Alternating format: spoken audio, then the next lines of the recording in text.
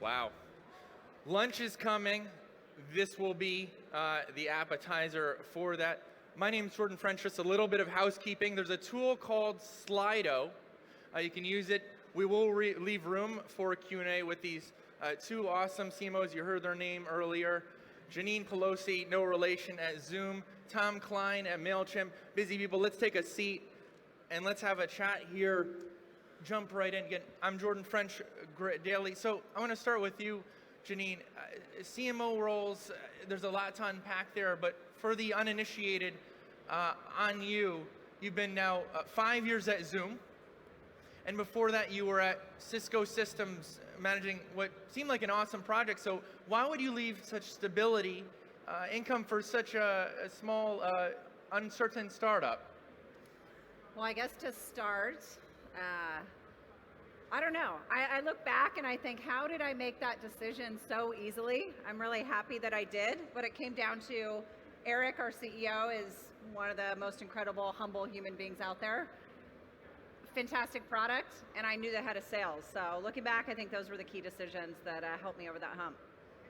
So some really good recruiting, or perhaps Great to distill recruiting. that. Great recruiting. And he already knew you. So Tom, something along 4.5 years at Mailchimp.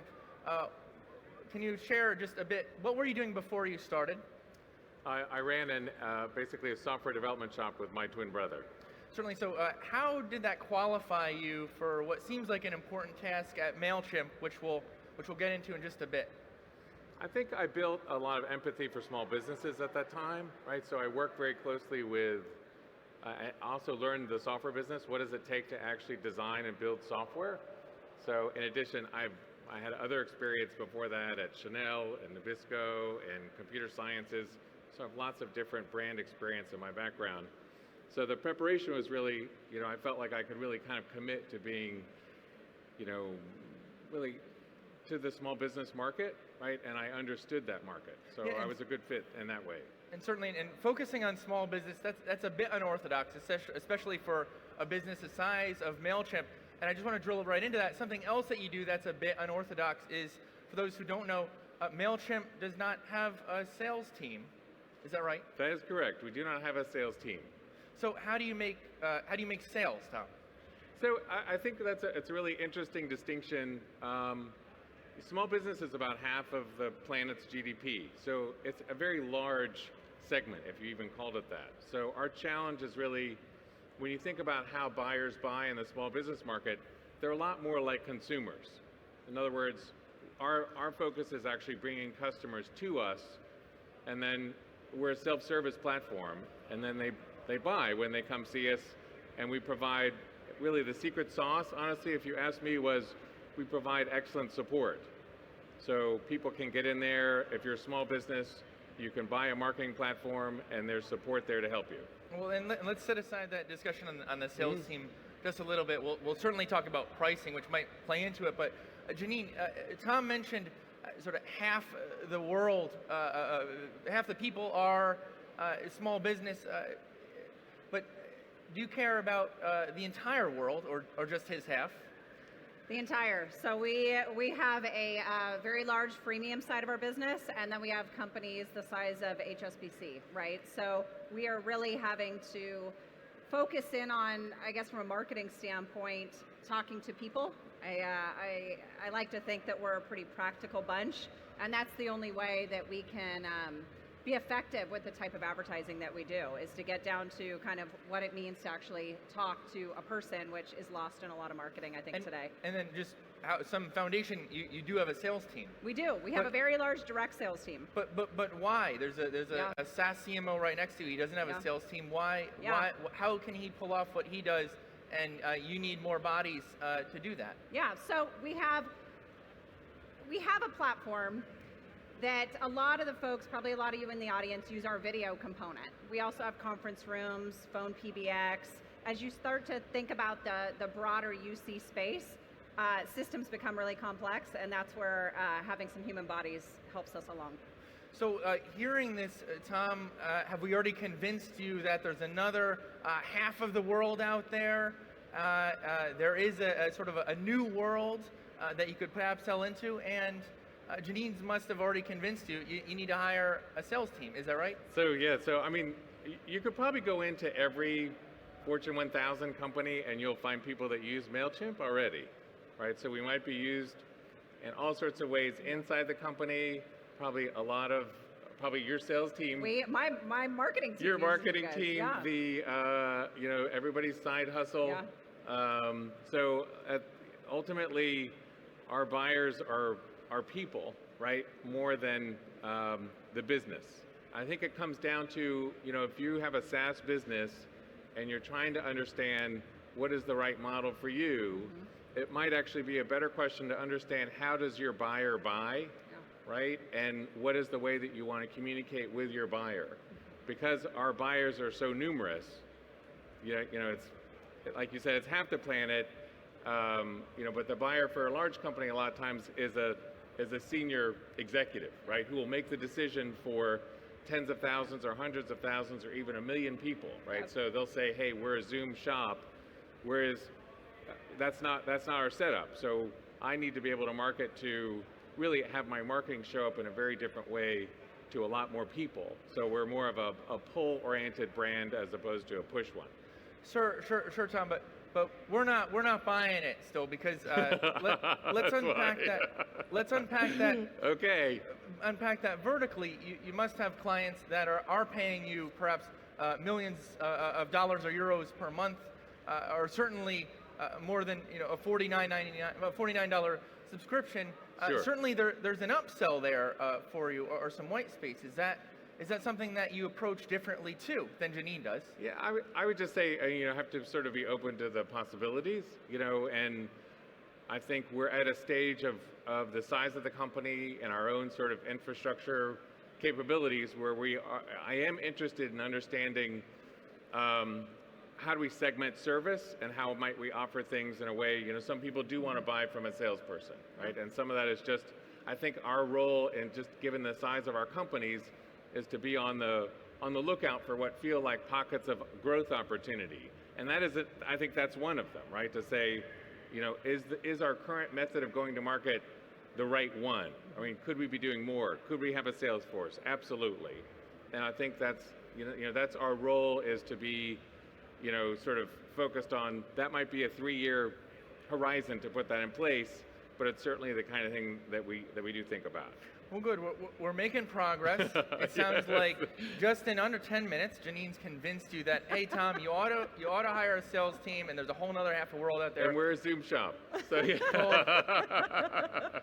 Called enterprise. And on that note, I'm going to go back to Tom's version of the world where there's one half Janine and the other, he's in the SMB space.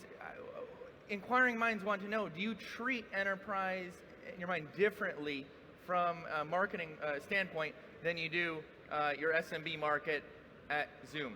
I think it's being really thoughtful about what activities you're using at the time, right? So no surprise, Zoom does a lot of top of funnel marketing. There's a lot of jokes out there on Twitter about airports that come up around our ads.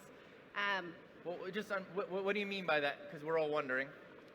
We do quite a bit. I think we're in roughly 30 airports globally with our top of funnel messaging. And there you're going to see things like Meet Happy or Zoom video communications. We stay very simple with our message. I can see some of the Slido questions here.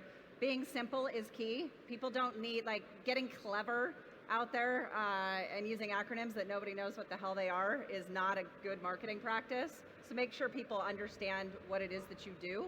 And so for us, those ads have to work for a CIO and they have to work for an end user at a 20-person company. So when we go, more focused, and if we're at a vertical trade show for healthcare IT executives, then our messaging is going to be, geared towards that. Sure, and let's talk about that messaging. Yeah. One key word that Tom brought into the conversation earlier was empathy. We'll move that back to the middle of the conversation. Yeah. Well, perhaps first, Tom, let's define that. What did you mean by empathy in marketing? So I want to tag along on what Janine said in terms of what's top of funnel, because I think examples are always helpful. So empathy is how well do you actually connect with what is the journey of your customer? And so we've launched an entertainment platform called Mailchimp Presents. And what this platform does is it's entertainment, right? So it's high quality content. It would be top of funnel for us, meaning there's shows that, there's a podcast series called Going Through It. There's a video series called Second Act. It is not, we don't talk about product in it at all, right? So what we're really looking to do is show that we understand the emotional journey of an entrepreneur. And honestly, running a small business is very difficult, right?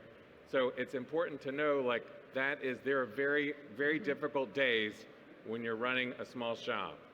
And so, or there are lots of people that decide they want to get on the entrepreneurial journey, and they're in a job now that's maybe a corporate job that they don't like, right? And it's very helpful to say, you know, acknowledge that those feelings exist, right? And we speak very directly to them, and that's what I mean by empathy. And that's also a difference of, that's top of funnel for us, which is a lot higher in the funnel, if you will, right? So we're not even talking about product, because a lot of times people, when they want to start a SaaS business, they might think about it for quite some time, right? So they'll stay in the thinking and studying stage, and we want to essentially be present when the time does come for them to need a marketing platform. We want Mailchimp to at least be in there somewhere.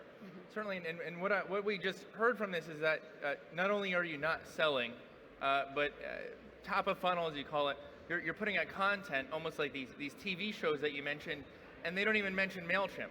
You're not even selling at all. Is that right? That's right. Okay. So Janine, is this something that you do too? Is put out content that perhaps is entertaining and has nothing to do with Zoom's business? Actually, yes. So we have a webinar platform. We do thought leadership webinars all the time that are not talking about Zoom, but people are experiencing it over our platform, and that's enough for us. So, you know, you can have fun. You don't always, I'm a big believer in right place, right time. You don't always have to spell everything out for everybody. And so think about ways in which you can incorporate that, obviously, into your own businesses. Well, if that works, by extension, then why don't you just go into sort of full entertainment through Zoom and directly compete with a Netflix, for example?